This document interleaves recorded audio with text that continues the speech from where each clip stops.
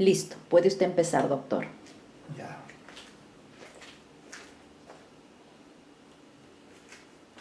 Muy bien, muy buenas tardes, estudiantes jóvenes del curso de literatura hispanoamericana del siglo XIX, ¿no? Hoy estamos reunidos, como siempre, para trabajar incansablemente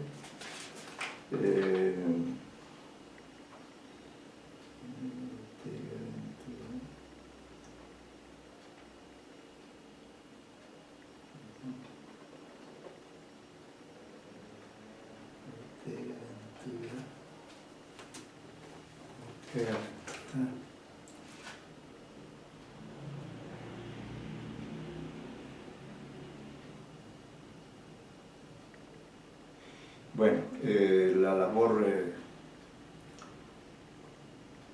de hoy es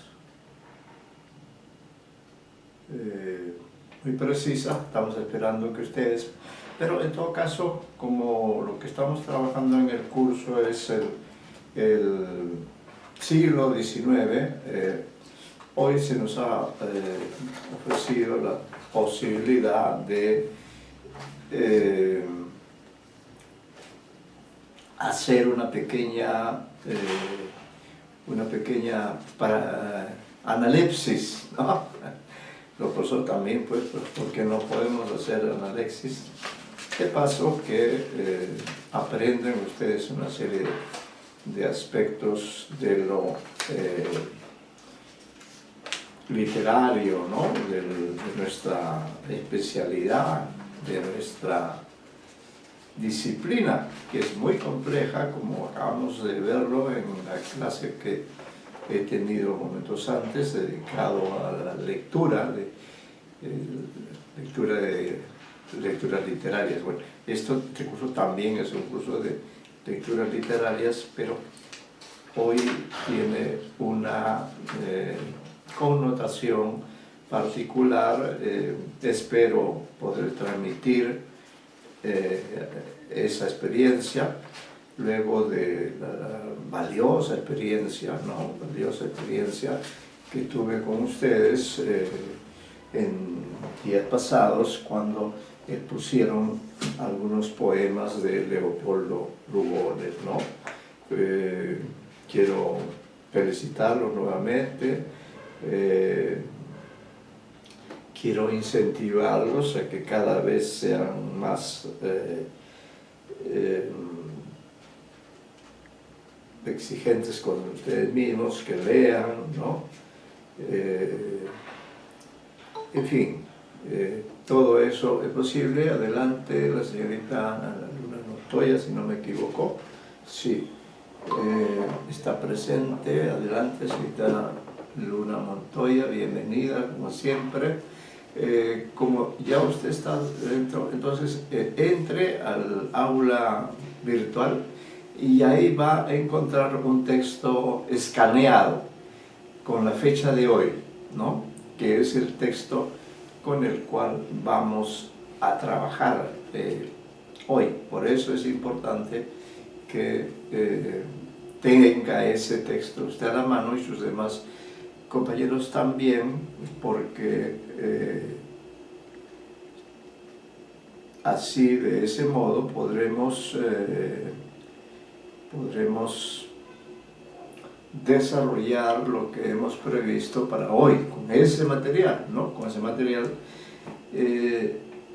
Lo que ocurre es que hemos tenido que escanear, y creo que haya sido mejor que haya sido así, ¿no? Mejor, tiene más valor todavía. Adelante el señor Minaya, adelante el señor Minaya también. Así, Minaya, ve justo el que ve, ¿no? Sí, adelante. ¿Quién más? El señor Minaya, correcto.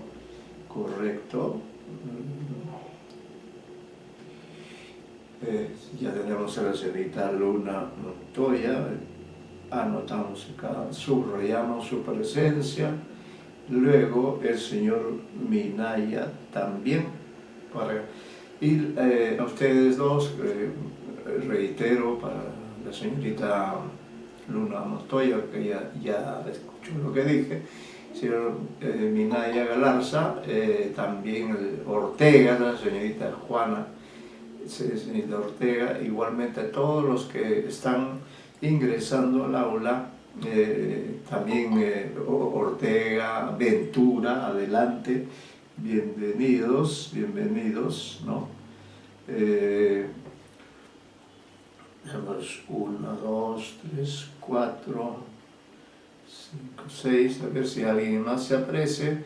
Pero en todo caso, los que ya ingresaron, les pido que vayan al aula virtual y ubiquen allí un texto escaneado, ¿no? Un texto escaneado con el cual vamos a trabajar hoy día, ¿no? Hoy día trabajaremos con ese texto escaneado que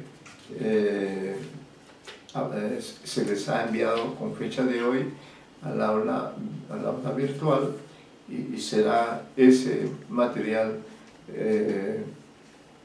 el que nos permitirá seguir profundizando en nuestro conocimiento de la literatura hispanoamericana, ¿no? Y a la vez haremos trabajos, operaciones, ¿no? Operaciones, incluso hasta quizás leamos el texto, ¿no? Quizás sea una buena, porque si el señor Medina también ya está presente. 1, 2, 3, 4, hay 5 alumnos ya, ¿no? Muy bien, ya está, faltaría el señor Maldonado, que ha estado ya asistiendo ya, esperemos que con regularidad, ¿no? Entonces, quiero decirles qué es lo que vamos a hacer en esta clase. Bueno, en esta clase lo que vamos a hacer es continuar ciertamente desarrollando un aspecto del modernismo, ¿no? Que es el gran movimiento que permitió que ustedes se lucieran al analizar poemas de Leopoldo Lugones, un gran poeta. Sin embargo, no le habíamos dado casi mayor importancia a Chile, ¿no? A Chile. Hoy día vamos a trabajar, por eso decía, vamos a hacer, el profesor se permite hacer hoy una analepsis, es decir, un viaje al pasado, hablando en términos cronológicos, en términos de contenido del curso. Es decir, vamos a trabajar, como no habíamos mencionado ningún chileno, vamos a trabajar hoy con un cuento, por cierto, el cuento es de un autor hispanoamericano, pero con la particularidad que corresponde al periodo del romanticismo, ¿no? Del romanticismo, por eso decía, ¿no? Estamos en el modernismo y de pronto hemos retrocedido. Creo que no está mal, creo que al final los resultados van a ser muy satisfactorios, ¿no? Y eso es lo que nos proponemos. Vamos a recordar aquí, a ver, Rosa. Creo que vamos a comenzar para estar más motivados, ¿ya? Vamos a estar motivados, Carlos, el asesor,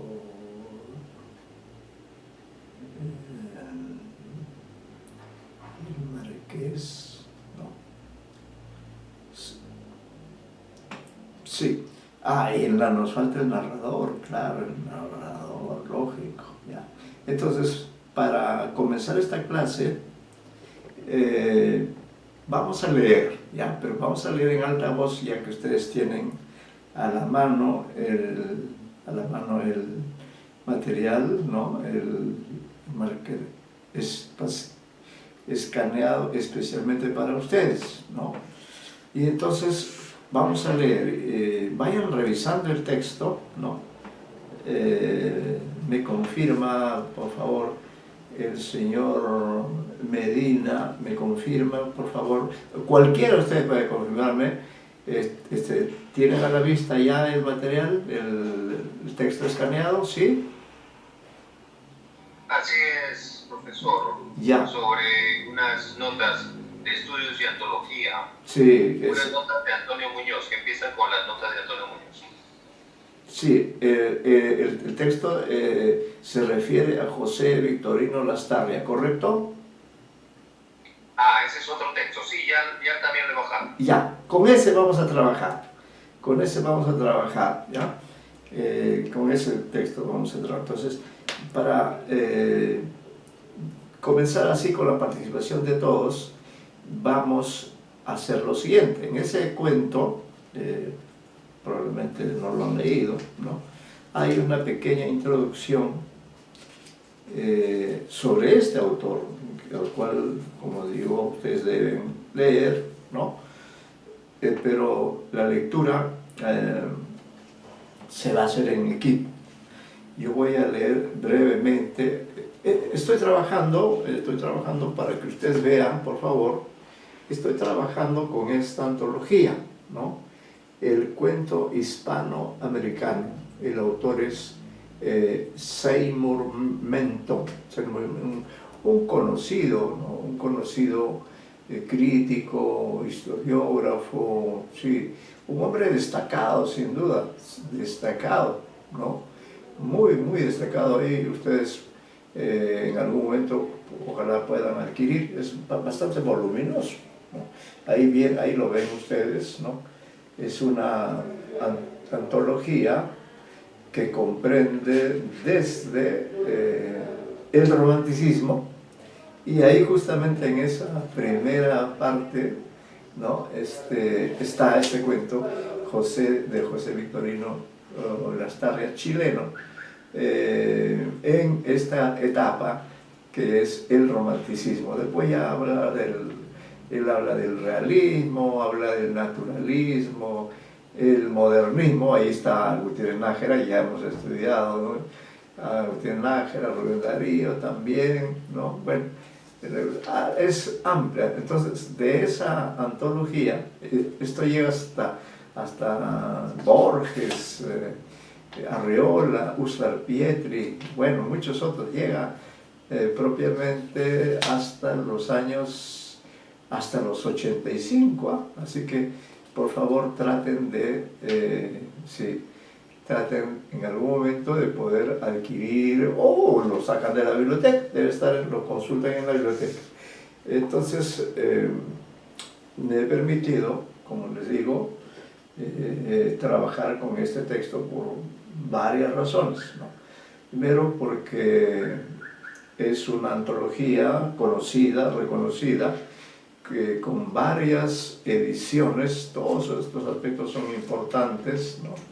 Entonces, fíjense, este libro es tan exitoso que la edición que yo tengo aquí conmigo, ¿no? Y de la cual hemos escaneado ese texto para ustedes, es del año, esta es la 6ª edición. A ver, veamos acá. Sí, 6ª edición es desde el año 99, ¿sí?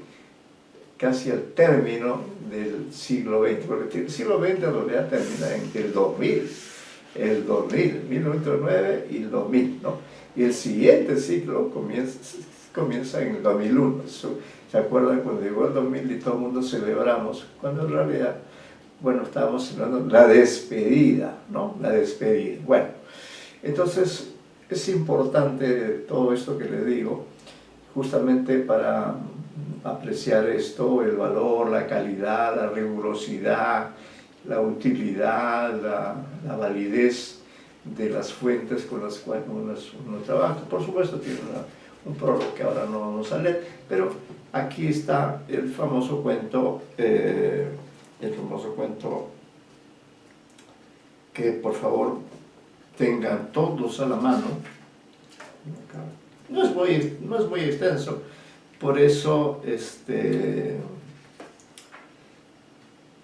quiero que lo leamos en equipo y después ya entraremos en una serie de detalles que ustedes ni se sospechan, ¿no?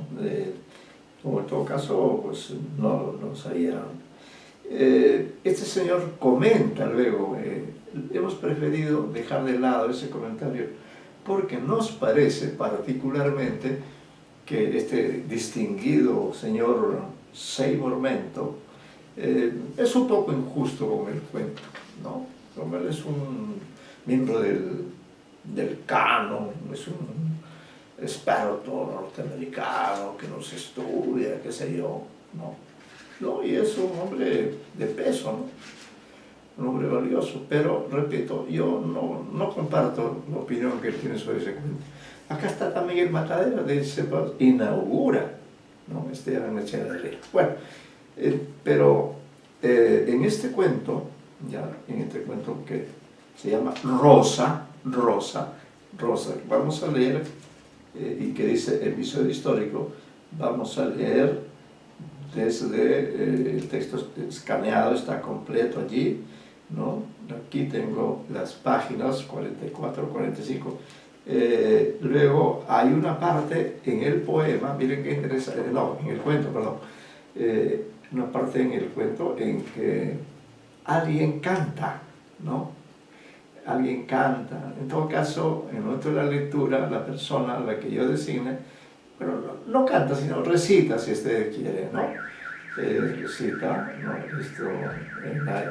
Está dividido en 3 partes, como ustedes pueden ver allí, mediante pequeñísimos números romanos. 1, que va desde la página 44 hasta la página 2, la parte 2 está en la página 47, ¿no? Hay diálogos, ¿no? Diálogos, por supuesto. Estoy viendo todo este aspecto para que la lectura funcione bien, funcione como una experiencia especial, ¿no?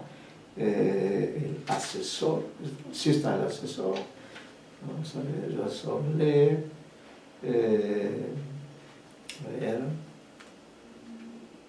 el asesor, vamos a ver, está Rosa, vamos a ver,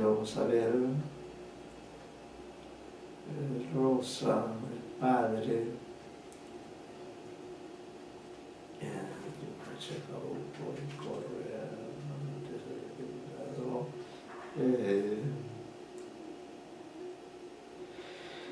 tiene que estar muy atento, ¿no? Bueno, entonces, y termina brevemente la tercera secuencia, el tercer bloque narrativo que está en la página 50,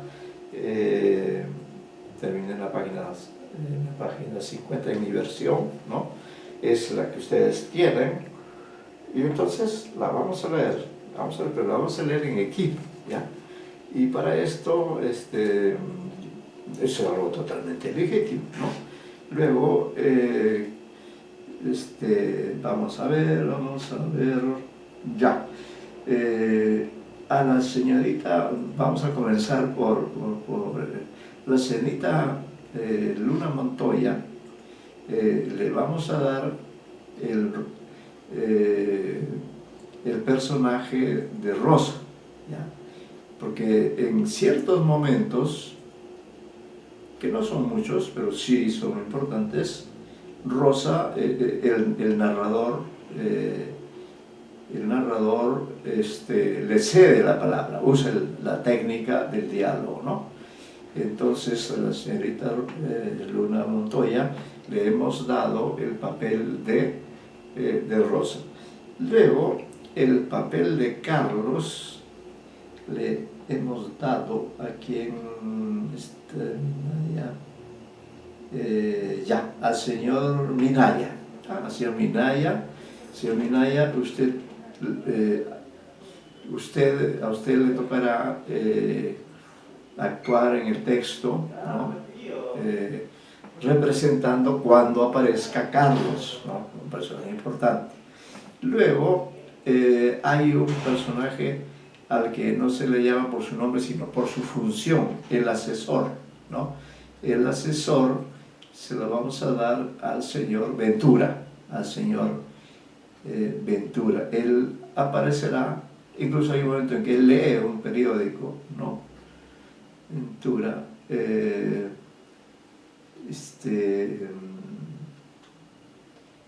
Nadia, Ortega, el Marqués, el Marqués. Bueno, el papel del narrador se lo vamos a dar al señor Medina. No ha venido el señor Maldonado un día, ¿me podría confirmar? ¿Quién? ¿Está? ¿Quién? ¿A quién se refiere? Está en su lista, todos están en su lista. Pero, el señor Minaya, la señorita Luna Montoya, la señorita Ortega, el señor Medina y el señor Ventura. pero no hay un tal Maldonado. No lo sé. No, pero A ver, no voy a aparece. chequear ya, voy a chequear en cuyo caso, vamos a ver, acá yo tengo la lista, sí. Un señor que reapareció con una exposición y hoy día ya volvió a... El señor Minaya, será. Sí, no, Minaya está. El Minaya está. Maldonado no existe. Luna, Macé, Medina, eso Medina está, Ortega, Malqui, también está Ortega, Santos, Quispe, Villanueva, Colchado. Ah, no, él no está presente. No está presente, ya. No está presente, entonces Villanueva Colchado, que Aray, Villanueva Colchado, sí. Él es el que está presente. Falta para el Marqués, ¿no? Entonces, ¿qué hacemos? ¿Qué hacemos? Bueno, yo voy a ser el Marqués, ¿ya? Yo voy a ser el Marqués. El profesor Antonio González Montes, él hará de Marqués, porque el señor Villanueva Colchado, que recuerden reapareció, muy simpática su participación, pero luego desapareció. Hoy día ya no está, ¿no? Bueno, muy bien, entonces la idea es esta, mis queridos amigos, esta es la teoría que yo manejo y yo creo que ustedes comparten, que al leerlo de esta manera, entonces ya, por favor, repito, ¿no? Esta parte requiere de una suerte de preparación, ¿no? Entonces, el narrador acá es importante. Ese rol se lo hemos dado al señor Medina, ¿no? Él es el eje, el conductor, como dice Vargas Llosa, es el personaje más importante, ¿no? Pero está oculto. Eso ya lo veremos después en análisis, ¿no? Bien, entonces el narrador es el señor Medina. Luego, entre los protagónicos son Rosa, por algo el cuento se llama Rosa, ¿no? Ese rol se lo hemos asignado a la señorita Luna Montoya. Luego Carlos es el otro protagónico, se lo hemos asignado a Minaya, por supuesto está presente. Luego el asesor se lo hemos asignado al señor Ventura. El Marqués, aunque hubiera preferido que sea uno de ustedes, salvo que la señorita, es que no sería creíble que la señorita Ortega, que es una magnífica expositora, haga la voz de Marqués, no va a sonar bien, ¿no? Pero a ella le vamos a dar la función de estar vigilante, por favor, con sus demás compañeros, ¿no? Entonces el Marqués voy a ser yo, ya que el señor Villanueva nos ha fallado. Ya está, ¿no? Entonces Rosa, encarnado por Luna Montoya, Carlos, encarnado por Minaya, ojo, muy importante también. El papel del asesor lo tiene Ventura, el papel del Marqués lo tengo yo, por eso tengo que estar atento para ver en qué momento entro. Y el papel del narrador lo tiene el señor Medina, ¿no? Entonces, como ustedes tienen el material en la mano, omitimos, ¿no? Porque ustedes ya pueden leer esa presentación del antólogo, ¿no? Ya sabemos que vivió entre 1817 y 1888, sí, corresponde plenamente al romanticismo, así está, ¿no? Así está. Las fechas acá son muy importantes, ¿no? Y entonces vamos a proceder, ¿no?, a esto. ¿Estamos listos todos? ¿Sí? Supongo que sí. Sí, profesor. Correcto. Entonces la señorita Ortega, usted por favor va a ser mi asistente, ¿no? Usted va a estar vigilante de cualquier detalle que surja. Entonces comenzamos ya con la mejor voz. Quiero decirles que para ustedes y para mí lo que estamos haciendo es un viaje al pasado. Ahora, a partir de la lectura, ya no nos imaginamos que estamos en la Lima del 2022, sino que en el tiempo hemos retrocedido hasta, ahí está la fecha, ¿no?, hasta el año 1817. Estamos en 1817 porque la literatura tiene esa capacidad de llevarnos al pasado mediante la respectiva versión, ¿no? Es versión escrita, versión narrativa, y en la cual entran en juego una serie de elementos, ¿no? Vamos a ver en qué medida este cuento pues, nos nutre, nos enriquece, ¿no?, y se incorpora a nuestro conocimiento de uno de los cuentistas que además que acá al cuentista se le considera el creador, dice, de la... Sí. Ah, y también no debo olvidar, sí, sí. Vayan preparándose, que sí, acá voy a leer esto, porque hay otras cositas que no quiero olvidar, prepárense como para una función, ¿no? Dice chileno, se le considera el padre de la literatura chilena. Ojo, se le considera el padre. O sea que antes de él nadie había hecho ese papel. Discípulo de José Joaquín de Mora, es un conocido hombre del 19, y de Andrés Bello. ¿Cómo no vamos a recordar a Bello? Bello vivió en Chile años de años, ¿no? Dice, participó, este dato interesa, participó, sea Lastarria, en la famosa polémica entre y el proscrito argentino, ¿no? Hubo una polémica entre Andrés Bello, ¿no?, venezolano, pero que vivía en Chile, y Sarmiento, que es argentino, pero que en esa otra polémica estaba, creo, en el mismo Santiago. Él también vivió el exilio. Bueno, pronto se convirtió a las ideas americanistas de Sarmiento. O sea que entre elegir entre Bello y Sarmiento, eligió a Sarmiento. ¿Y a qué se refería esta posición de Bello y de Sarmiento?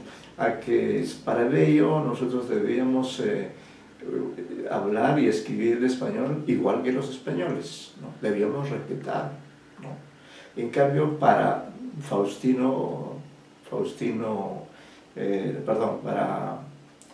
para Sarmiento, disculpen, para Sarmiento, en cambio, él pensaba que nosotros debíamos más bien adaptar, recrear, cambiar, ¿no?, tanto la oralidad como la escritura. Teníamos que darle un sello americano a ese español que se nos había legado, ¿no? Y esa misma posición la compartía un crítico al que yo siempre recuerdo con mucho afecto, ¿no?, a Juan María Gutiérrez. Él también se expresó en el mismo sentido, hizo ver mediante una carta muy discreta, muy diplomática, que los españoles podían hablar su español en la península ibérica y que nosotros en este continente, no por nuestra decisión, sino por la historia, pues también podíamos hablar en español, y claro, las lenguas indígenas, por supuesto, ¿no?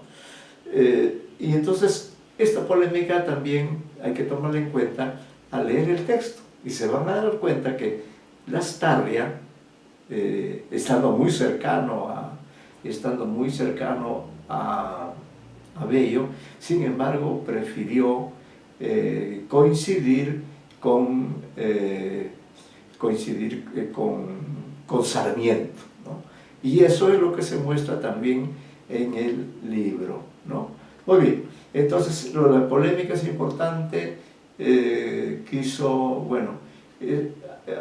es importante, y también que de alguna manera este relato que comenzaremos a leer ya se relaciona de alguna manera, se puede asociar con la gran novela que ha publicado González Viaña en el año 2021, o sea, el año pasado, que se llama El largo camino de Castilla, ¿no? Un novelón.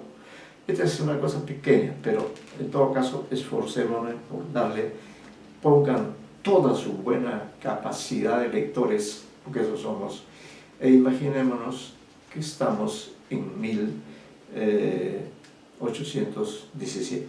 Señor Medina, cada uno tiene su rol, y de acuerdo a cómo están distribuidos van dando su voz, ¿no? O dialogan cuando sea pertinente. El que conduce la sesión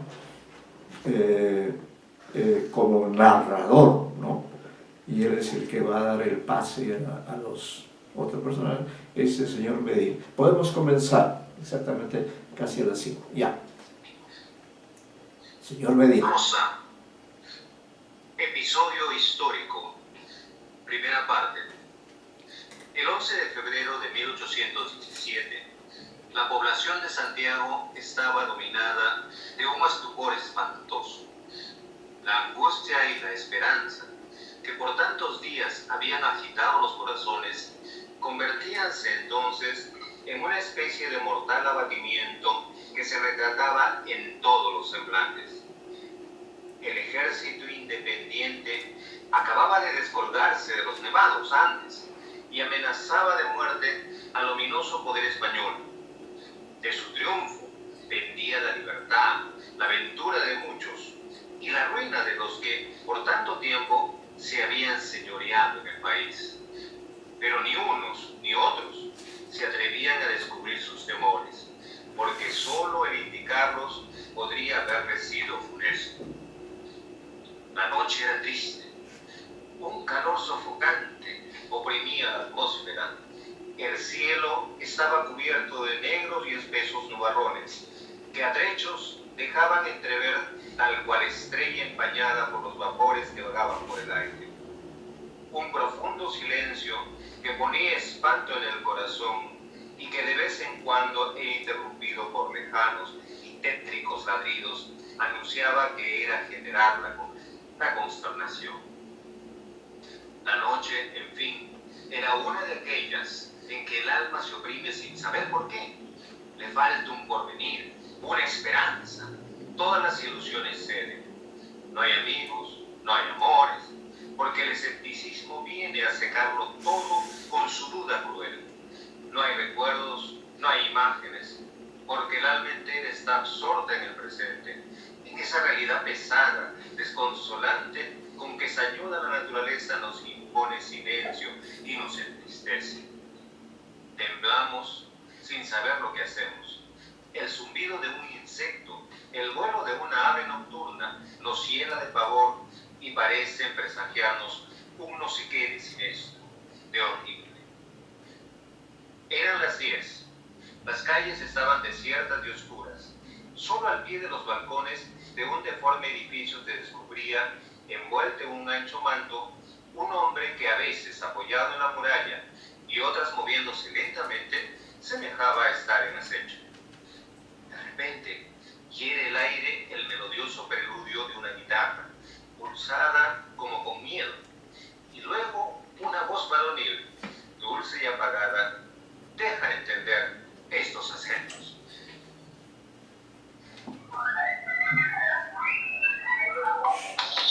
Hay ruido ahí. Ya. ¿Se me escucha bien? Ahora sí. ¿Qué es de tu fe?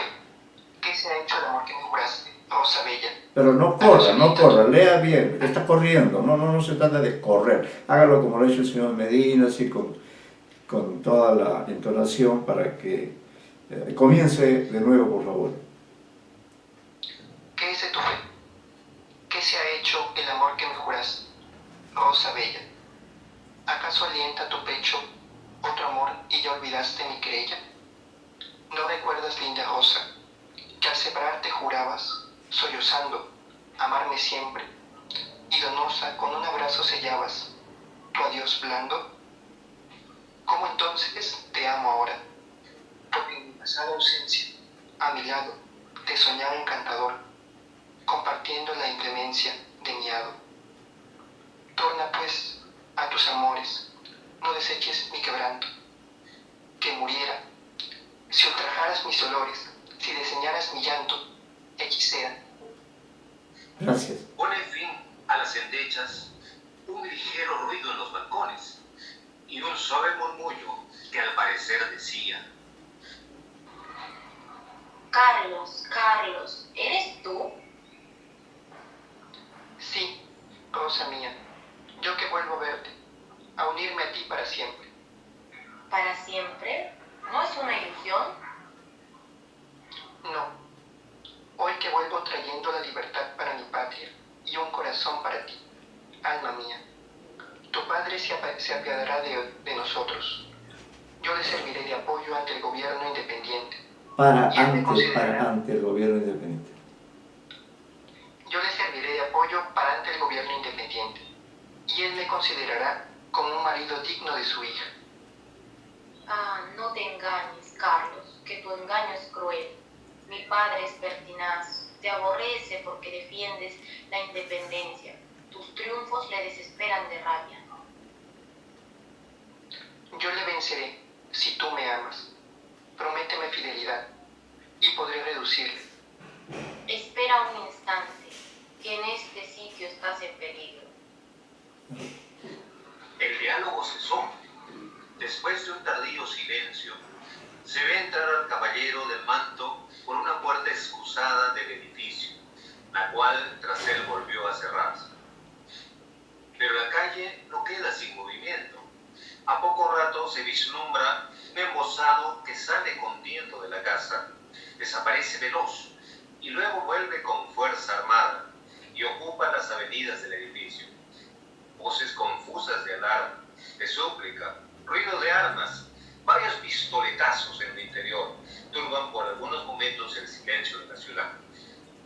Una brisa fresca del sur había despejado la atmósfera. Las estrellas brillaban en todo su esplendor y la luna aparecía coronando las empinadas cumbres de los Andes. Su luz amortiguada y rojiza contrastaba con la oscura sombra de las montañas y les daba apariencias gigantescas y siniestras. El chirrido de los cerrojos de la cárcel y de sus cerradas puertas resonó en la plaza. Un preso es introducido a sus calabozos. Correcto. Segunda parte. Correcto. A la 1 del día 12 estaba sentado a la mesa con toda su familia el marqués de Avilés. Uno de los empleados del gobierno real acaba de llegar. Sí, Aventura. Aventura le toca. No, yo soy el asesor. Ah, no, perdón. El marqués pregunta, sí. Disculpen. A ver, el marqués soy yo. ¿Qué nos dice de nuevo el señor asesor? Narrador. Pregunta el marqués. Ahora sí, el asesor. Nada de bueno. Los insurgentes trepaban esta mañana a las 7 de la cuesta de Chacabuco. Nuestro ejército los espera de este lado. Y en este momento se está decidiendo la suerte del reino, señor Marqués. Entre tanto, vuestra su majestad no ha leído la Gaceta del Rey. No, léalo usted y veamos. Trae la misma noticia que acabo de dar a vuestra su majestad y este párrafo importante. El narrador. El asesor lee. Ya.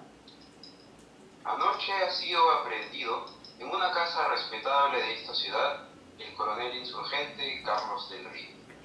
Se sabe de positivo que este fascineroso ha sido el vencedor de nuestras avanzadas en la cordillera y que juzgando el insolente San Martín que podía sacar gran ventaja de la audacia y sagacidad de este oficial, le ha mandado a Santiago con el objeto de ponerse de concierto con los traidores que se ocultan en esta ciudad. Pero la providencia divina, que protege la causa del rey, nuestro Señor, puso en manos del gobierno el hilo de esta trama infernal, y uno de los mejores servidores de su majestad entregó anoche al insurgente, el cual se había atrevido a violar el asilo de aquel señor con un objeto bien sacrílego. Su majestad premiará a su debido tiempo tan importante servicio, y el traidor espiará hoy mismo su crimen en un patíbulo a donde le seguirán sus cómplices.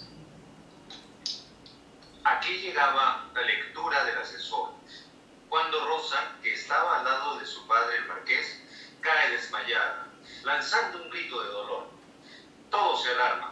La marquesa da voces. El asesor se turba. Unos corren, otros llegan. Solo el marqués permanecía impasible y diciendo al asesor: no se fije usted en esta loca.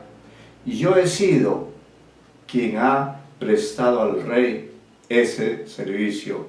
Yo hice aprender aquí, en mi casa, a ese insurgente que me traía inquieta a Rosa de mucho tiempo atrás. ¿Qué quiere usted? Casi se criaron juntos. La frecuencia del trato, El muchacho se inquietó con los insurgentes y yo le arrojé de mi presencia y hoy ha vuelto a hacer de las suyas. Después de algunos momentos, merced a los auxilios de la marquesa, Rosa vuelve en sí. Sus hermosos ojos humedecidos, su color enrojecido, sus labios trémulos, su cabellera desarreglada, sus vestidos alterados, todo retrata el dolor acerbo que desgarra su corazón. Es un ángel que pide compasión y que solo obtiene por respuesta una sonrisa fría, satánica.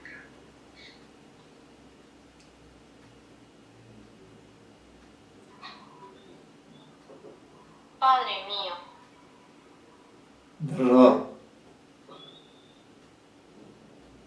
Narrador. Dice, arrodillada a Ajá. los pies del marqués. Rosa. yo juro no unirme jamás a Carlos, pero que él viva. Narrador. Un sollozo ahoga su voz. Que él muera. Narrador.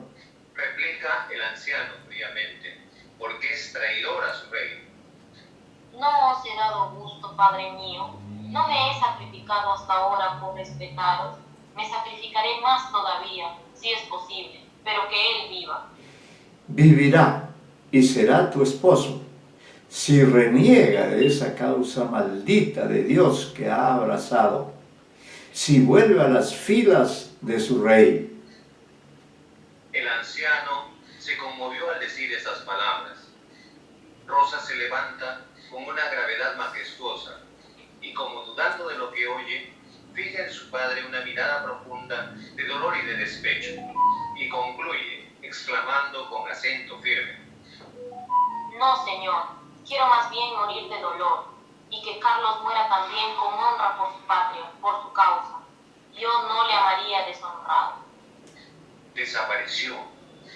Un movimiento de espanto, como el que produce el rayo, agitó a todos los circunstantes. Las tinieblas de la noche iban venciendo ya el crepúsculo, que hacía verlo todo incierto y vago. Había gran movimiento en el pueblo. El susto y el contento aparecían alternativamente en los semblantes. Nadie sabe lo que hay. Todos preguntan, se inquietan, corren, huyen.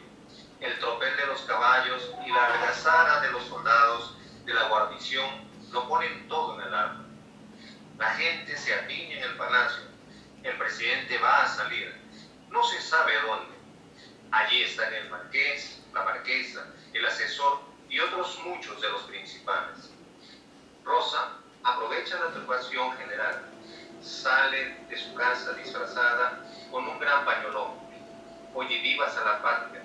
sabe luego que los independientes han triunfado en Chacabuco y corre a la cárcel a salvar a su querido.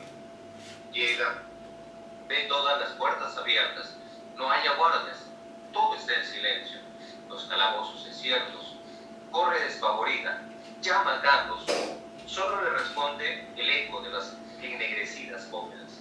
Penetra al fin en un patio. Allí está Carlos, el pecho cruelmente desgarrado, la cabeza inclinada y atado por los brazos a un poste del corredor. Una hora antes lo habían asesinado los cobardes satélites del rey. Rosa toma entre sus manos aquella cabeza que conservaba todavía la bella expresión del alma noble, inteligente, del bizarro coronel. Quiere animarla con su aliento. Se hiela de horror, vacila y cae de rodillas. Una mano de fierro la levanta. Era la del marqués, que con voz trémula y los ojos llorosos le dice: respeta la voluntad de Dios. Tercera parte. Tercera parte. Era el 12 de febrero de 1818.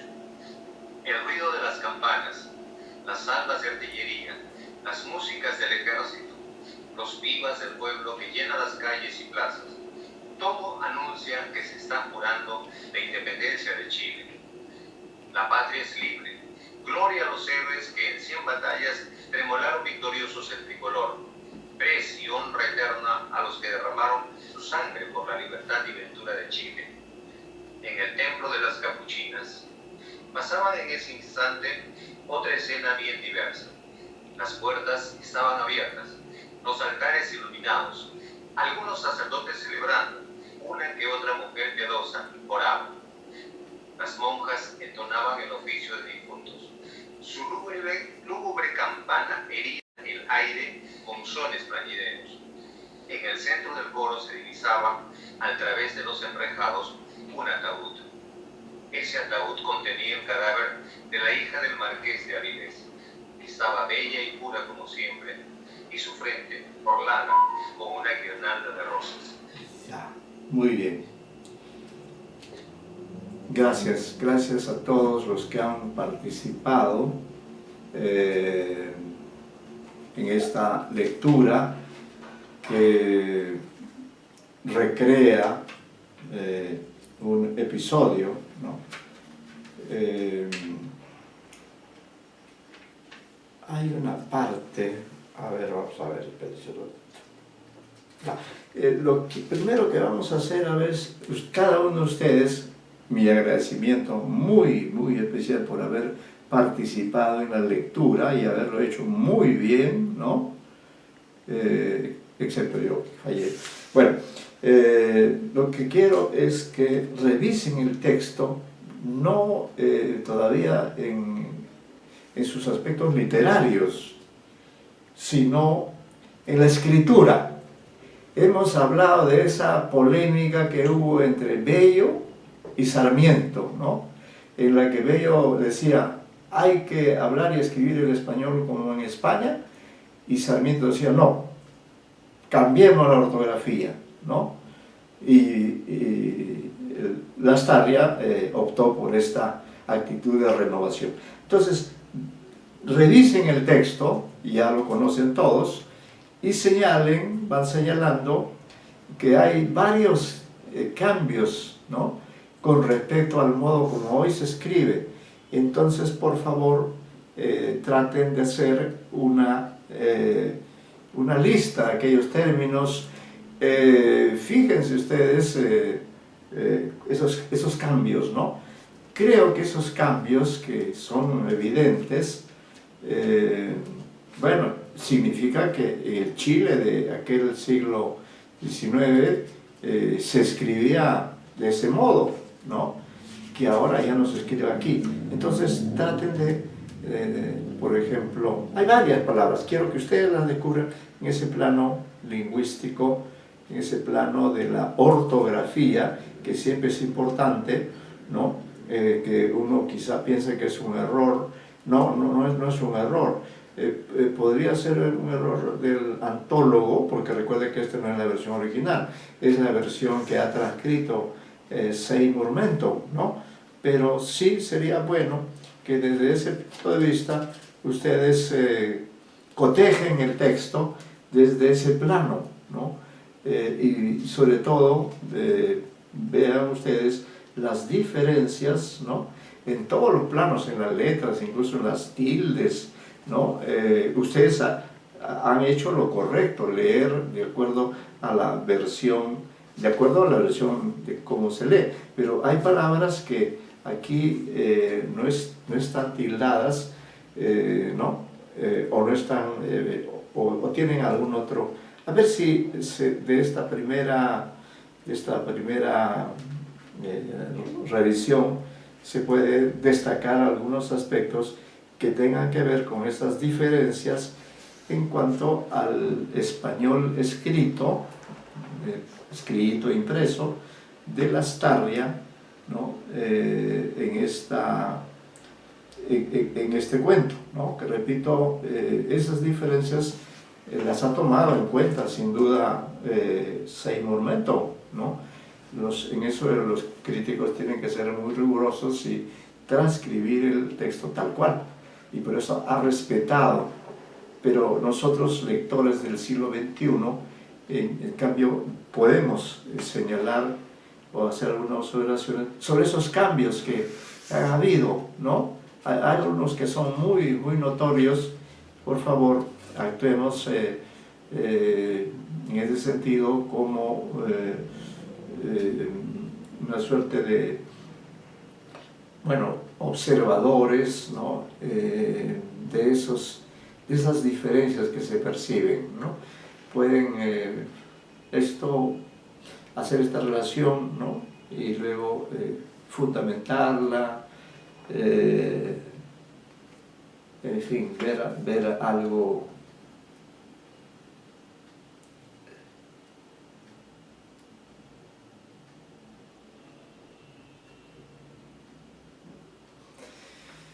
¿Algún comentario sobre ese aspecto? ¿Cuáles son los más notorios cambios que se perciben? Por favor, a ver, cualquiera de ustedes puede intervenir, ¿no? Sí. A ver si alguien quiere intervenir, quizá la señorita Ortega. Sí, profesor. Sí, sí. Bueno, la primera característica notoria de todo el texto es que la sustitución de la Y por la I, que recuerda mucho a Páginas Libres de Manuel González Estrada. También la sustitución de la G por la J. G con la J. Por ejemplo, también omisión de algunas tildes y añadido de otras tildes en lugares donde no van. Por ejemplo, el nombre de Carlos lleva tilde cuando por lo general no suele llevar tilde. Sí, correcto. También hay una omisión, por ejemplo, la palabra ilusión lleva tilde en la O final, no lleva. También hay lo que no he notado es ¿cómo se llama esto? Localismos. Claro. Pero sí hay referencias que, bueno, en general el lenguaje que usa también es más alejado del coloquial nuestro, porque usa abreviaciones como vuesa merced o su majestad, etc. Y nombres propios de por ejemplo, el templo de las capuchinas, que creo que refiere a un orden de monjas. Sí, las capuchinas, ¿no? Y Áviles, que creo que lleva tilde, pero por lo general no suele llevar tilde. No le pone tilde, ¿no? No, lleva tilde, perdón, pero no le pone tilde. Áviles suele llevar tilde en la A. Luego, por ejemplo, la palabra marqués, que ustedes han pronunciado marqués, en el texto aparece sin tilde, ¿no? ¿Se han dado cuenta? Cada vez que ustedes han leído marqués, en realidad, si vuelven el texto, ven que el rey, por ejemplo, que ahora se usa rey con la Y, ¿no? Aquí está con la I latina, ¿no? ¿Se han dado cuenta? Todos esos detalles denuncian cómo se empleaba el... Ah, qué curioso, también no sé si ya lo dijo la señorita Ortega, en un diálogo, en unas palabras de Rosa, está en la página 49, ¿no? Escuchamos su voz, dice, no, no señor, ¿no? Y ese no está con tilde, ¿no? Y además está entre signos de exclamación, ¿no? Y así por el estilo. Entonces hay varios cambios, como usted ha dicho. Carlos aparece con tilde, cosa curiosa, ¿no? El asesor, bueno, luego esta palabra me llamó mucho la atención, no sé si usted ya la ha mencionado, auxilia, ¿no? Auxilia, que lo escribe de un modo distinto, auxilia, no auxilia, se escribe aquí con S, ¿no? Con X, ¿no? Creo que sí. Así por el estilo. Entonces todo esto indica, ¿no? Esas diferencias que hay y que, claro, si ustedes estudian este texto, ¿no? De todas maneras deben tener en cuenta este aspecto, ¿no? La I, ¿no? Se usa la I latina, no la griega. No la griega. Al término de hoy también se usa la latina, ¿no? El asesor, bueno, aparece con palabra mayúscula, ¿no? Siempre que se habla del asesor, en fin, ¿no?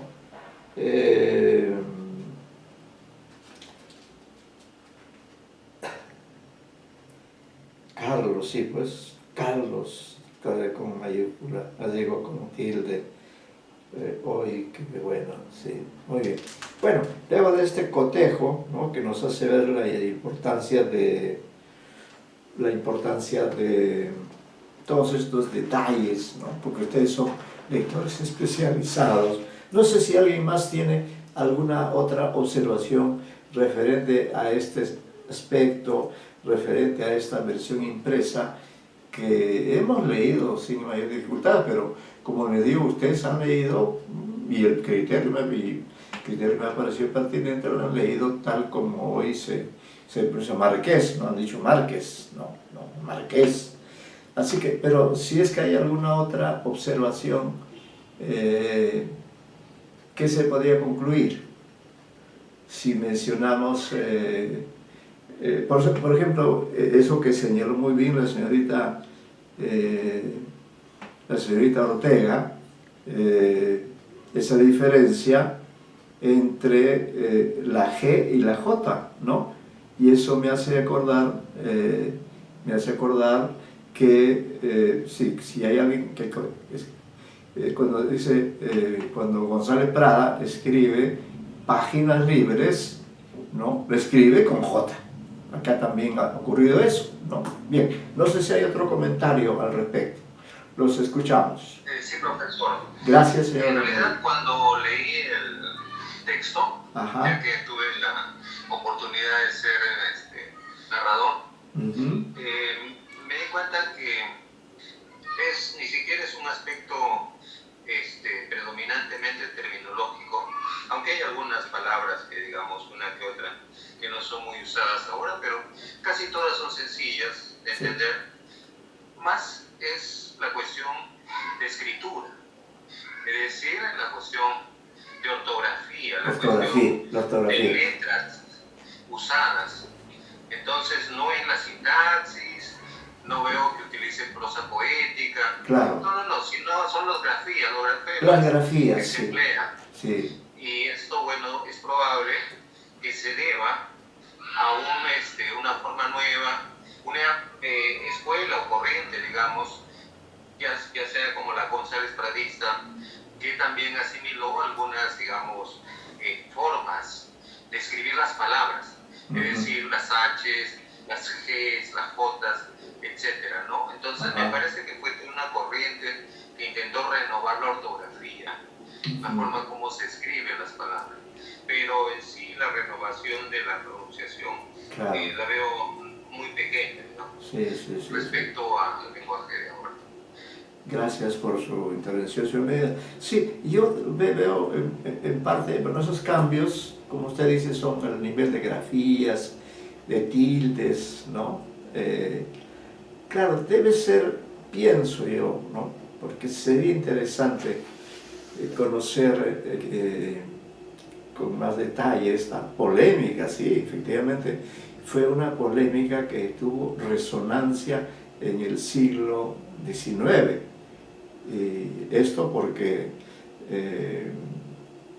lógicamente, el español, que es un elemento valiosísimo, nos había venido a España, ¿no?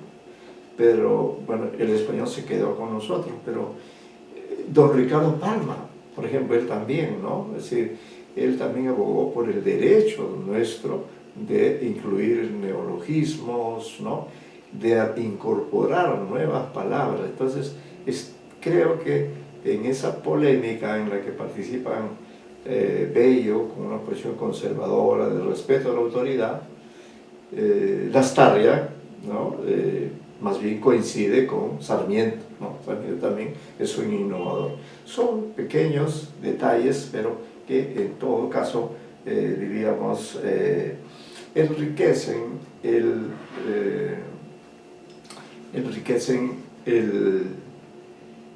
contenido del texto, ¿no? Bueno, nos ponen más atentos, ese ha sido también el sentido, ¿no? Y claro, las fechas también son importantes, ¿no? Que podrían ser ya materia de un análisis.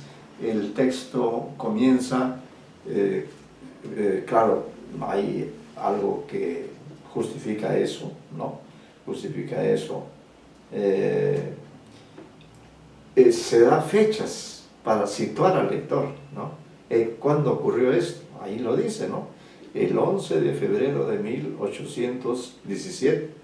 Son años turbulentos, ¿no?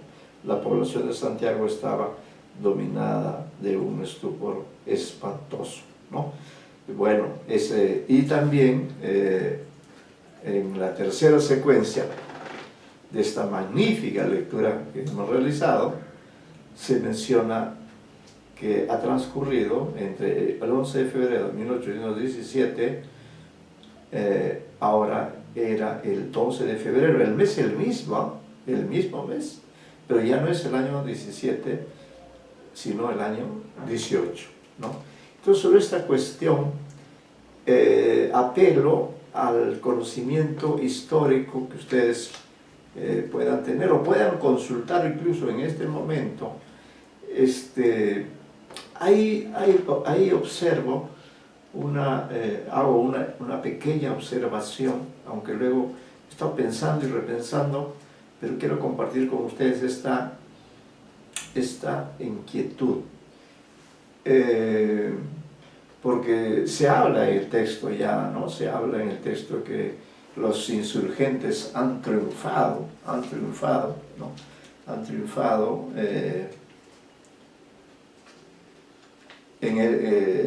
en esa batalla de Chacabuco, ¿no? Pierde el ejército español y como consecuencia de ello Chile obtiene su libertad.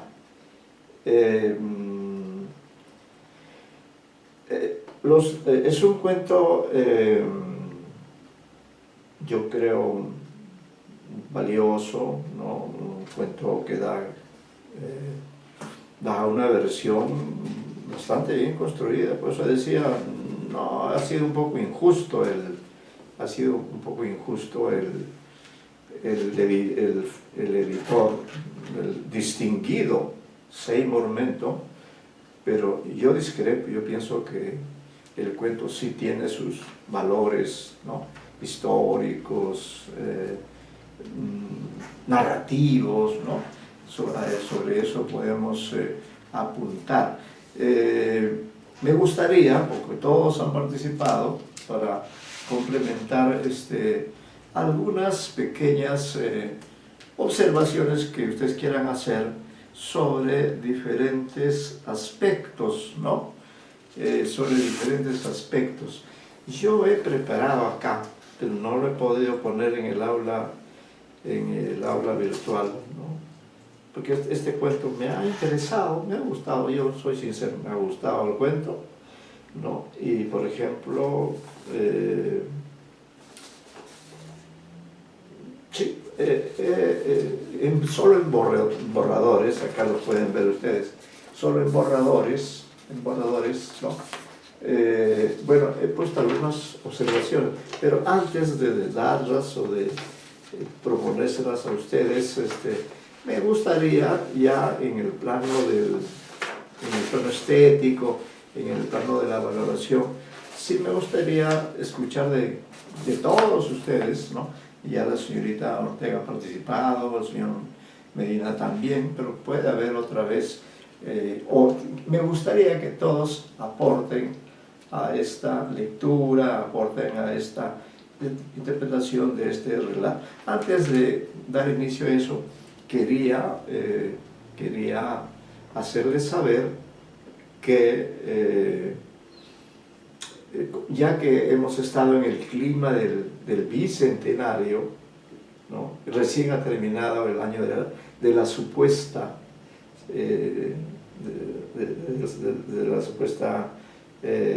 fecha emblemática del bicentenario, quiero mencionar este libro, ¿no? Este libro, vamos a ver,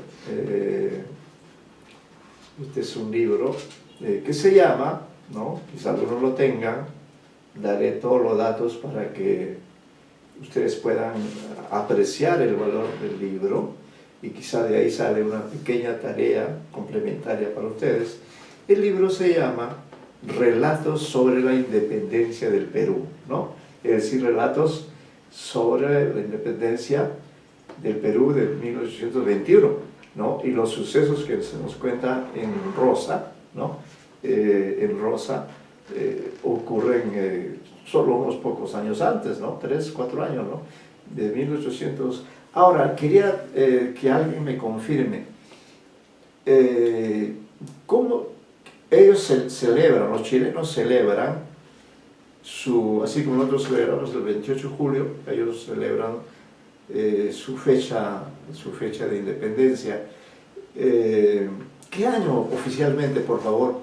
Busquen, confírmenme, si gustan, vayan a la red. ¿Qué año se independiza Chile? ¿El 17 o el 18? Me da la impresión que es el 18, ¿no? Oficialmente. A ver si me dan esta confirmación, porque acá las fechas son importantes. Vean que el cuento abarca sucesos que ocurren el 17 y luego justo el cuento termina con ese enunciado que dice se está jurando la independencia de Chile. ¿Y qué día es? El 12 de febrero de 1818. Pero lo que yo recuerdo, ¿no? Quizá algunos de ustedes también, es que pero también los chilenos celebran en septiembre, ¿no? El 11 de septiembre, si no recuerdo mal. ¿Podrían ustedes ayudarme en este aspecto antes de... Perdón, que vaya pensando en eso, ¿ya? A ver si consiguen ese dato. Estaba haciendo un paréntesis para presentar este libro. Creo que es importante que ustedes lo tengan, lo lean, lo utilicen para algún tema, ¿no? Del siglo XIX en general, o un tema de narratología, porque son relatos, ¿no? No se habla de cuentos, sino de relatos, que es un equivalente, ¿no? Dice 21 porque el año 1921, entonces, 21 relatos sobre la independencia del Perú, o sea, que puede hacer que tengan algunas coincidencias o pueda surgir la posibilidad de hacer una suerte de intertextualidad entre Rosa de Lastarria, que hemos leído hoy en conjunto, y algún otro relato. Dice relatos sobre la independencia del Perú. ¿Quién ha hecho? Esta es una antología. ¿Ve qué importantes son las antologías? Espero que ustedes, cuando sean ya tengan el título bajo el brazo, ¿no?, hagan su antología. ¿Por qué no? Serán seguramente mejores que esta. Esta es buena, Acá la garantía la ofrece el seleccionador, el antólogo, diríamos, ¿no? El antólogo, antología, selección de textos, ¿no? También se le llama, florilegio, no sé qué otro. Bueno, ¿quién ha hecho la selección y prólogo? Nada menos que José Donaire Hofgen, ¿no? Él es un magnífico crítico, un hombre muy enterado en cuestiones literarias.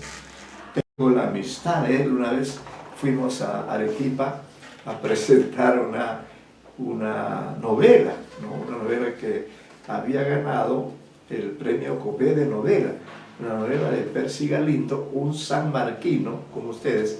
Percy Galindo había ganado, era por primera vez que Petroperú hacía un concurso sobre novela. Ya existía sobre poesía, sobre cuento, pero sobre novela ese año, 2008, puede ser, sí. El 2008 por primera vez se hace una convocatoria y gana, ¿no?, la novela de Percy Galindo. He olvidado el nombre, pero es curioso, ¿no?, pues yo fui parte de ese jurado. Y además escribí el prólogo. O sea que en esa novela, busquen ustedes Percy Galindo, ¿no?, allí verán que el prólogo está escrito por mí. Fueron unas palabras que yo leí en la ceremonia de premiación de ese concurso de novela, ¿no? Dicho sea de paso, ahí tienen otro tema, ¿no? Las novelas premiadas son varias. Otra se llama La noche y sus aullidos, ¿no?, de nuestro escritor Criba es una novela que en algunos de todas estas novelas están relacionadas con la época del terrorismo, ¿no? Entonces Julián, ¿cómo se llama Julián? Julián Pérez. Julián Pérez, ¿no? Julián Pérez, que ha sido mi alumno y mi asesorado. Yo lo he asesorado cuando él se ha graduado de doctor, es un distinguido escritor, ¿no?, destacado cuentista también, Julián Pérez, ¿no? Entonces, ahí tienen estos datos, y entonces vamos a ver acá si hay, miren, los cuentos que se mencionan acá son muy buenos, y vamos a ver si ¿alguno de ustedes tiene este libro? Ahí lo tienen, ¿no? Ojalá lo tuvieran. No sé si estará en línea, no sabemos, no sé. Sí. A ver, en todo caso, a ver si llegamos a nuestro objetivo. Sí, este libro se publicó el año 2019, 2021, ya va para más de, ya cumplió 2 años, se va por el tercero, ¿no? Debe haber circulado bastante. El José Donaire es un magnífico conocedor, creador. Tiene una prosa maravillosa. Por ahí tengo su libro. Le estoy debiendo un comentario a mi querido José Donaire. Bueno, y los cuentistas acá son de lujo, ¿eh? Les voy a decir, y de ahí quizá puede surgir la tarea, ¿ya? ¿Quiénes integran? Voy a dar el título del cuento, anote por si acaso, ¿no? El libro se llama 21 relatos sobre la independencia del Perú. Dice, luego de un prólogo, debe ser magnífico el prólogo, ¿no? Magnífico el prólogo, va en esta misma línea en que hemos trabajado hoy día, porque este también es un relato sobre la independencia, ¿no? Entonces, eso es importante, ¿no? Ve, el prólogo está maravilloso, está maravilloso el prólogo, ¿no? Maravilloso, caray. Pues, Sí, muy, muy bueno. A ver, sigo con el prólogo, por favor. Me gusta deleitarme con los libros. Alejandro Neira, por ejemplo, que también ha sido mi alumno, también he presentado su novela, ¿no? Acá el Dante Castro, conocido, Yelina Pugliti. Bueno, a ver. Ah, estos son los antiguos, ¿no? Lo que es incompleto. Ah, los ha dividido por grupos. Por grupos. Ahí, por ahí va a salir, ¿ya? Por ahí va a salir, ¿ya? Entonces, del prólogo, me voy al prólogo, ¿ya? Y dice acá en el prólogo, y de ahí tiene que salir la tarea, dice, el libro abre con el cuento Mal Negro es el Congo, así se llama el cuento, Mal Negro es el Congo, de Fernando Iwasaki, un destacadísimo escritor, ¿no? Iwasaki. Él ha escrito este cuento para esta antología, ¿no?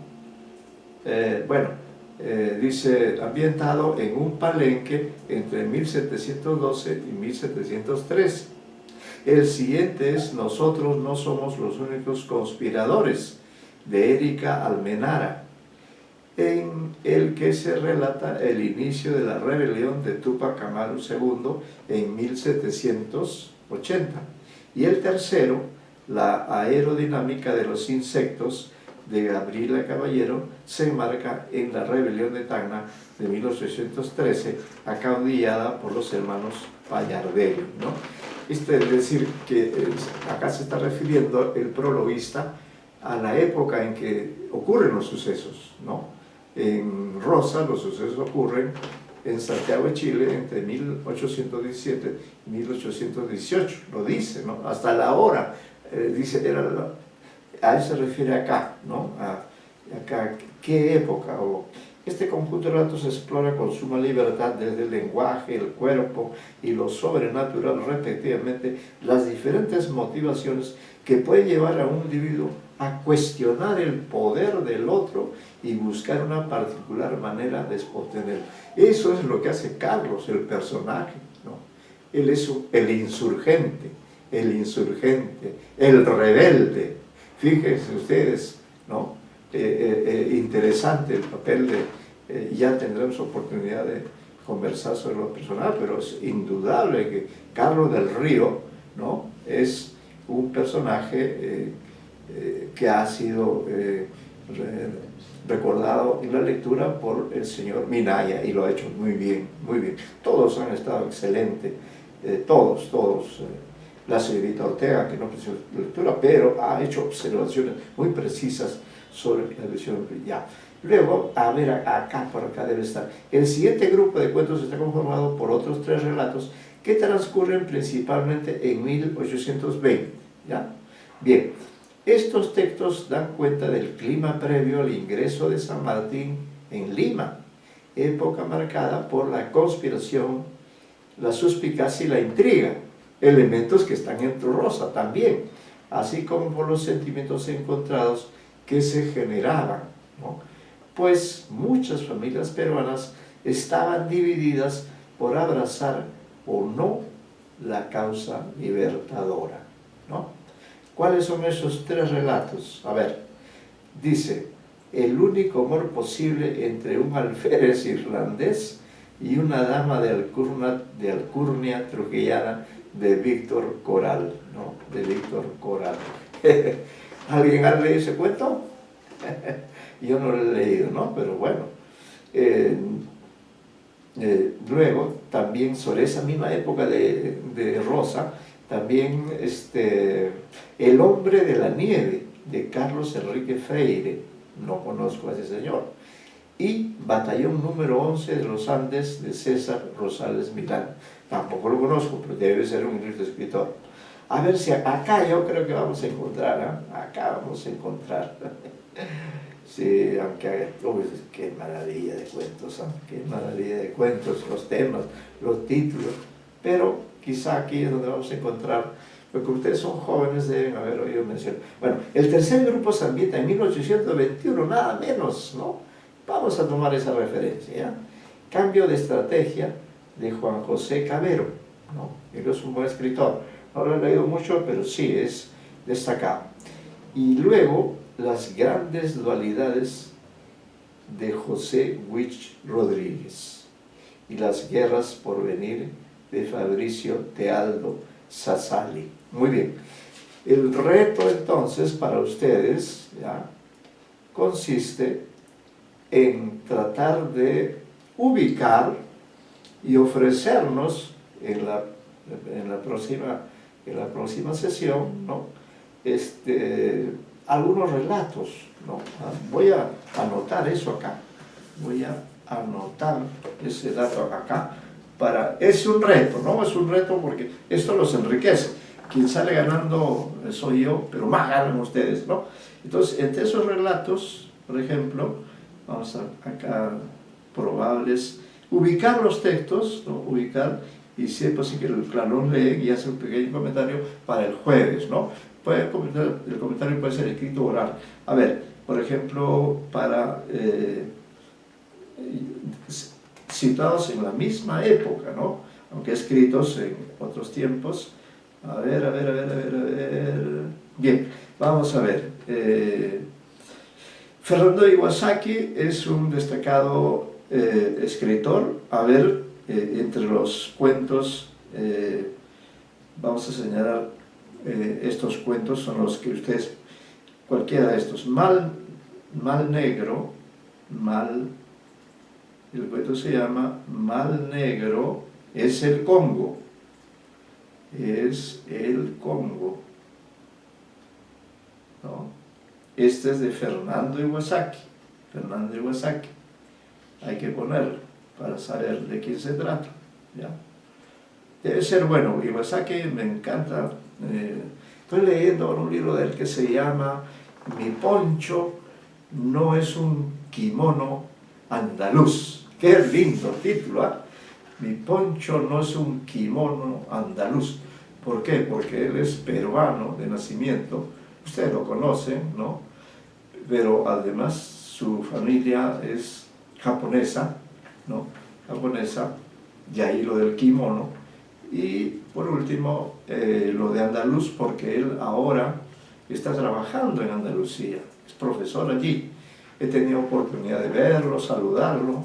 No es mi amigo, pero sí en una ocasión Luchito Fuentes, un gran amigo, nos presentó y nos tomamos unas fotitos en una de las antes de la pandemia, ¿no? Antes de la pandemia. Bueno, entonces anotamos, ¿ah? Estos son los cuentos que podrían ustedes decir, profesor, encontré este cuento, lo he leído, ¿no?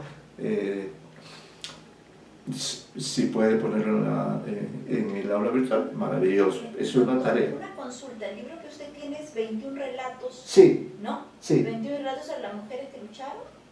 ¿Cuál es el que tiene usted 21 relatos sobre la independencia del Perú, ¿no? Sí, sí. Ya, díganles que les he puesto ya el enlace de la biblioteca. Ese libro está en la biblioteca de Petroperú. Ya. Ahí les acabo de poner el enlace en el aula virtual. Ah, muy bien, ustedes acaban de oír a la escritora Liliana Vázquez, que ese libro que yo estoy comentando, está en la biblioteca de Petroperú. De Petroperú. Ya les puse el enlace en el aula virtual. Ahí el enlace está en el aula virtual, de manera que sí va a ser posible. ¿Ya? Para que lo puedan leer.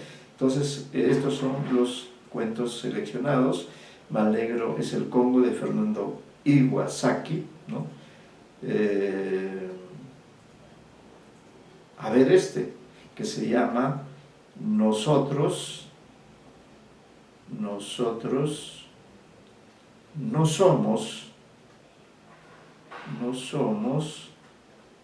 los únicos conspiradores, ¿no? Entonces no somos los únicos conspiradores, de Erika Almenara. No la conozco, pero sospecho por el apellido que puede ser quizá descendiente de un maestro que tuve, yo unos años llevé derecho en la PUC, que también es mi alma mater, ¿no? y ahí conocí al doctor Luis Felipe Almenara Braiso, gran maestro en el campo de derecho. Podría ser que Erika Almenara sea alguien relacionado con esta escritora, ¿no? Bueno, vamos a ver otro cuentito, a ver esto de la época de San Martín, ¿no? Este señor Víctor Coral es polémico, ¿no? ¿Sí? A ver, vamos a ver acá, otro cuento, cambio de estrategia. Cambio de estrategia. Todos estos son de la época, cambio de estrategia. Estamos innovando, estamos haciendo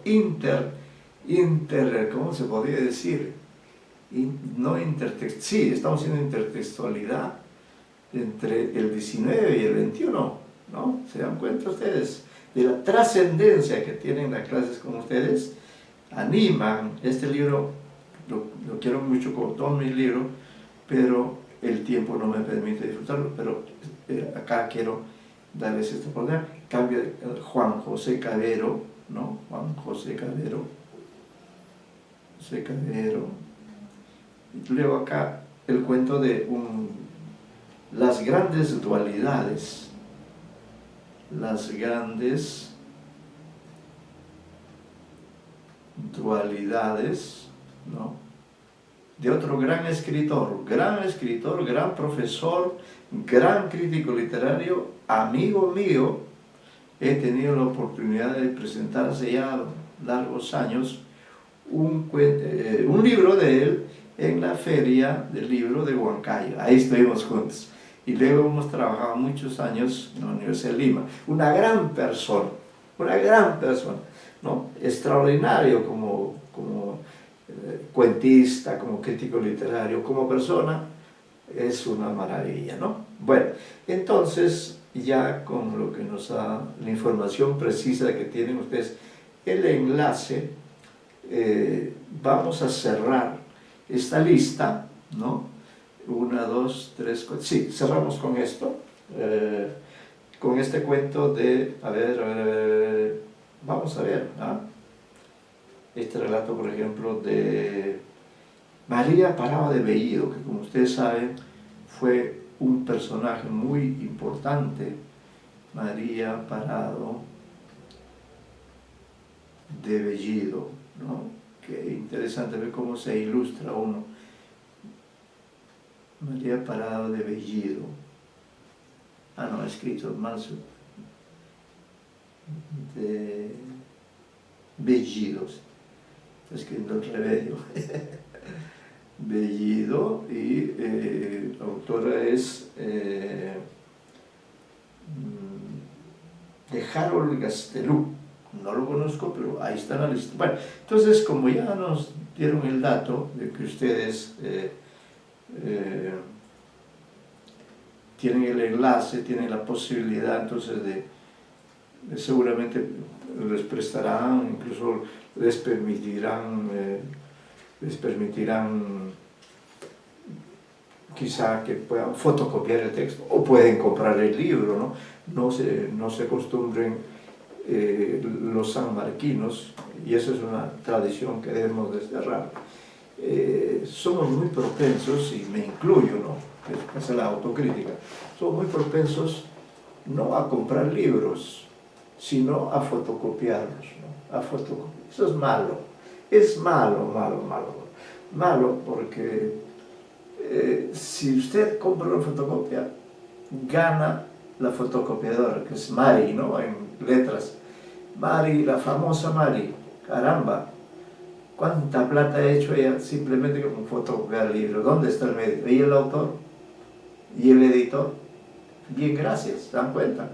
Por eso es importante que ustedes, en la medida de lo posible, compren sus libros, compren, no, como decía el profesor, creó un término, decía, vivimos en la cultura separatista, todo era separado, todo es separado, y había profesores que llevaban sus propios libros, lo llevaban ahí para que Mari los fotocopie, ¿no?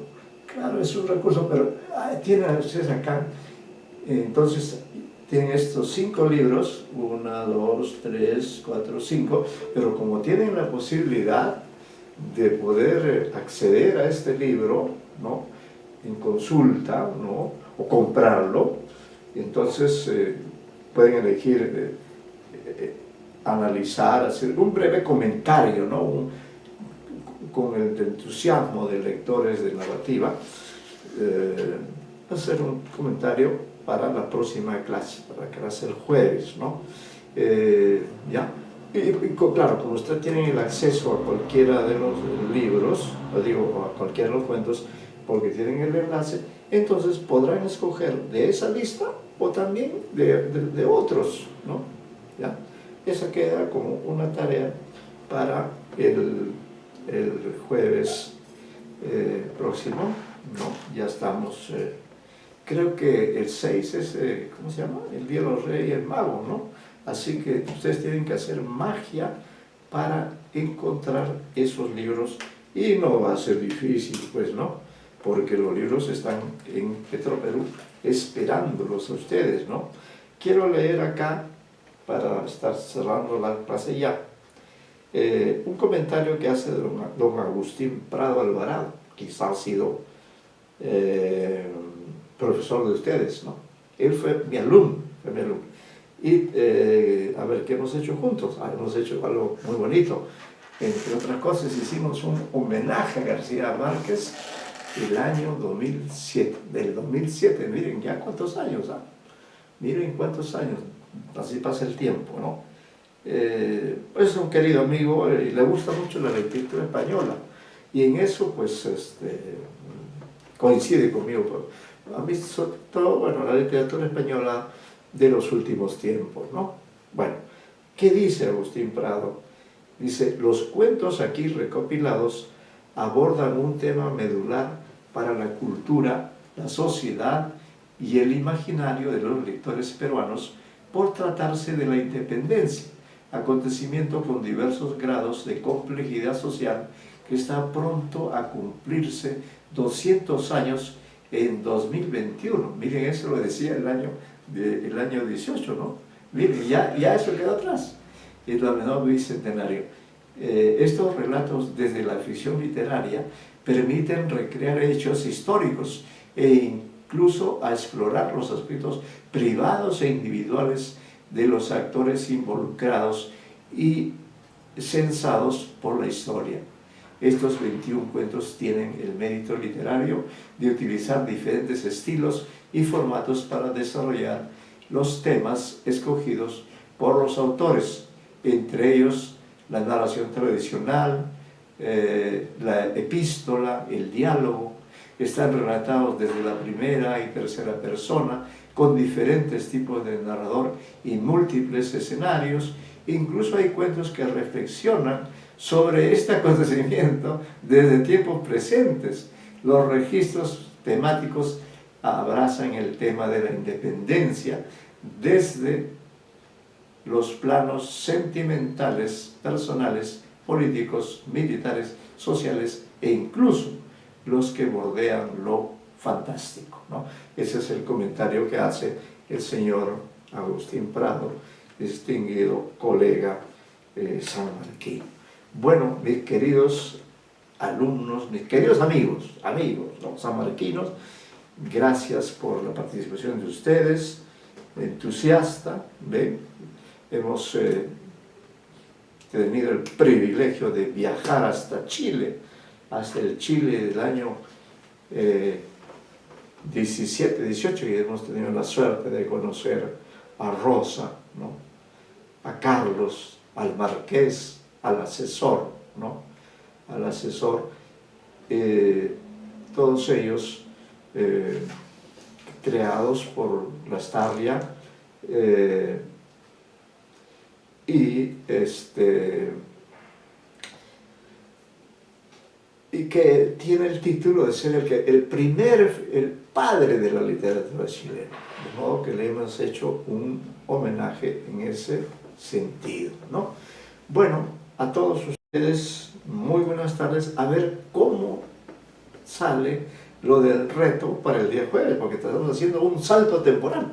Pero fíjese, ¿eso qué demuestra? Que con la literatura yo puedo estar hoy, 1822, en 1817-18, pero también puedo saltar desde ahí, desde 1817, volver al presente y allí encontrarme con este libro en el cual están relatos que tienen una cierta similaridad con Rosa, ¿listo?, de la Tarria, y de ese modo pues volvemos al presente, nos renovamos. Cada lectura es una ganancia para ustedes, ¿no? Yo extraño, seguramente ustedes también, el no poder leer todos los libros. Ahí tengo una novela que leer, pero el trabajo requiere mucha dedicación, mucho esfuerzo, no se crean ustedes. Bueno, pero hacemos en todo caso el ejercicio de trabajar para ustedes, para un mejor futuro de ustedes y bueno, a ver cómo nos va en la reunión de los Reyes Magos. Espero que ustedes vengan con su cuento bajo el brazo y lo compartan, y así hacemos un intercambio de regalos literarios entre el profesor y los estudiantes, ¿no? Con un beneficio para todos, que vamos a estar contentos de habernos enriquecido y de ser generosos con aquel que me ayuda, aquel que me guía, o aquel con quien comparto una amistad y que se renovará en este año de 2022. Imagínense, ya yo me siento ya prehistórico. Yo vengo del milenio anterior. Yo nací, no quiero decir cuándo, averiguo históricamente. No, sí, yo nací en 1949 y me siento orgulloso de haber nacido. Se me he soplado, disculpen la expresión, ya el bicentenario, que fue en 1971, ¿no?, del cual podríamos hablar mucho. Y bueno, también he sufrido con el bicentenario, donde la pandemia nos ha dado, pero de alma, por todo lo mal que algunos peruanos se portan, ¿no?, con nuestra querida patria. Muy buenas tardes a todo el grupo de este curso tan querido por mí, tan apreciado por mí. Muchas gracias, muy buenas tardes, y quedan ustedes con un reto. A ver, quiero ver cómo responden a ese reto. Muy buenas tardes nuevamente y nos vemos en la siguiente sesión.